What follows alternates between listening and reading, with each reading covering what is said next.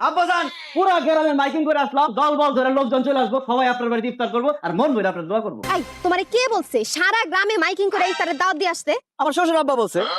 আমি তোমারে কখন বলছি দাওয়াত দিয়ে আসতে? কালকে ইফতারের সময় আমি বললাম না আজকে বড় করে ইফতারের আয়োজন করব, তখন তো বললেন ঠিক আছে ঠিক আছে। ওরে আমি বলছি বড় করে ইফতারের আয়োজন করতে, পুরো গ্রামবাসীর দাওয়াত দিতে কই নাই।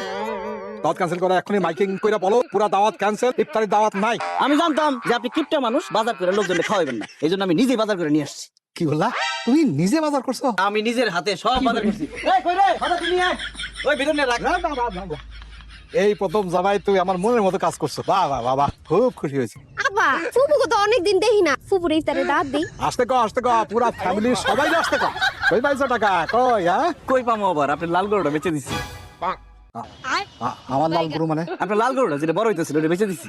হায় হায় হায় হায়, সর্বনাশ করে আমার কই লাল গরু তো আমি কোরবানির সময় বিক্রি করবো। আমি তো